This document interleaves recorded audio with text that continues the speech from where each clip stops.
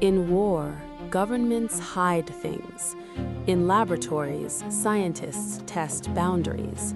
But sometimes, a test crosses a line that should never be crossed. And that is exactly why the story of the Philadelphia experiment still refuses to die. The legend takes us back to World War II, a time of secret weapons, classified research, radar warfare, and desperate military innovation. The official goal, according to the myth, was simple: make a warship invisible to enemy detection. But what people later whispered was far darker.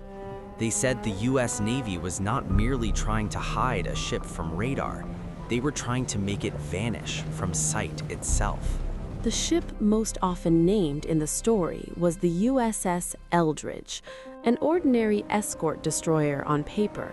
But in the legend, it became the center of one of the most terrifying military secrets ever imagined. The claim says that in 1943, powerful equipment was installed aboard the vessel: generators, coils, electromagnetic systems. Then the experiment began. Witnesses, according to later retellings, described a strange green-blue glow surrounding the ship. The air itself seemed to distort. The outline of the vessel shimmered as if reality around it were being bent. And then, the ship disappeared.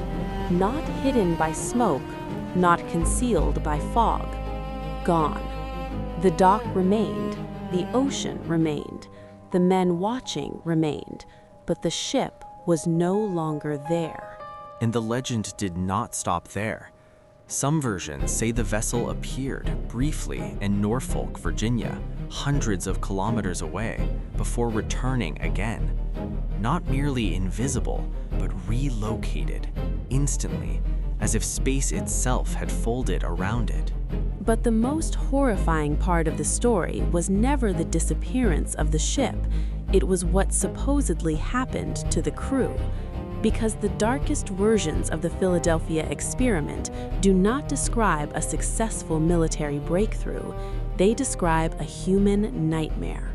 When the ship returned, the rumors said some sailors were missing, others were insane, some were burned, and the most horrifying claim of all, some had become fused into the metal structure of the ship itself.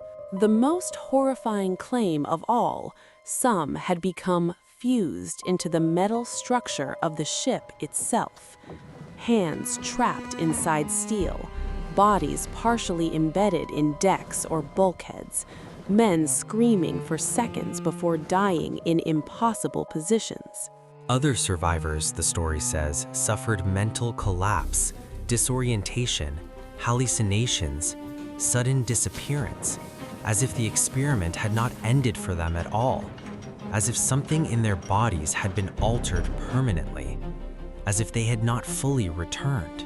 So where did this story come from? One major source was a man known as Carlos Allende, also called Carl Allen, who sent bizarre letters to researcher Morris Jessup. In those letters, he claimed that the experiment was real, that the Navy had achieved invisibility, and that the consequences were catastrophic. The letters were strange, inconsistent, chaotic, yet unforgettable. That is what made the story so powerful. There was just enough detail to feel real, just enough confusion to feel dangerous, and just enough military secrecy in the era to make people wonder if the truth had been buried under layers of denial. To be fair, World War II absolutely involved secret research. Electromagnetic systems were real, radar deception was real, advanced naval defensive technology was real. So the idea of unusual experiments is not impossible, but teleportation, human bodies merging with steel, a warship phasing in and out of reality, that is where documented history begins to break down. A more realistic explanation points to something called degaussing. This was a real process used on ships to reduce magnetic signatures and lower the risk from magnetic mines.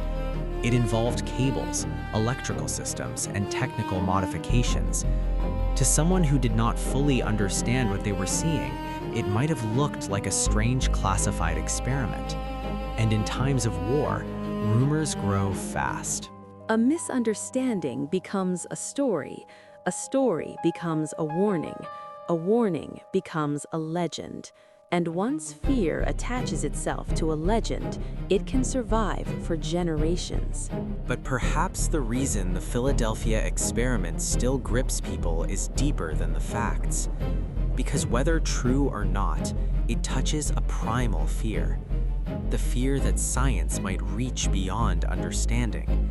The fear that governments might test the impossible in secret. The fear that human bodies are not as stable as we think. That reality itself could tear. Imagine standing on that deck. The generators begin to rise in pitch. The air crackles. Your skin burns. The horizon bends. The sea no longer looks real. Your hands feel wrong. The steel under your boots seems to move. And then the world loses its shape. You try to shout. No sound comes out. You turn toward your crewmate, and he is gone. Another is frozen in terror. A third is no longer fully separate from the mast beside him. If anything like that ever happened, then this was never a camouflage experiment. It was an experiment in breaking the boundary between matter and energy. Over the years, people connected the myth to Nikola Tesla, unified field theory, electromagnetic manipulation, and classified wartime science. Most of those connections remained speculative, unsupported, or added later by popular imagination. And that matters, because there's a difference between a story that feels possible and a story that is proven. Official sources have denied the famous version of the experiment. Historical records also challenge key details of the timeline. That weakens the legend significantly. But believers answer the same way every time. If a project like this were real, would the government leave the evidence behind? And that's exactly why a story like this can never fully die. Because every missing document becomes part of the myth. Every contradiction becomes evidence of a cover-up. Every uncertain witness becomes someone who is afraid to speak. That's pure X-Files territory. So did the Philadelphia experiment really happen? The honest answer is this. There is no solid documented proof for the terrifying version of the story that popular culture loves. But there is a haunting possibility that somewhere beneath the exaggeration lies a much smaller, real event, warped by fear, secrecy, and time. And sometimes a half-truth is more dangerous than a complete lie. Because a half-truth survives, it spreads, it feeds on imagination, it becomes a collective nightmare. A nightmare that says when humanity tries too hard to hide from the eyes of the world, it may end up disappearing from the world entirely.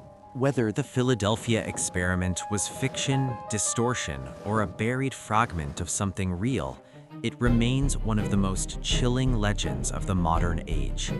Not because it's proven, but because it's just plausible enough to frighten us. Because it asks one unbearable question. What if, for one brief moment, humans turned on a machine and tore a hole between what can be seen and what should never be seen? And if the ship really vanished, the question is not where it went. The real question is, did all of it truly come back?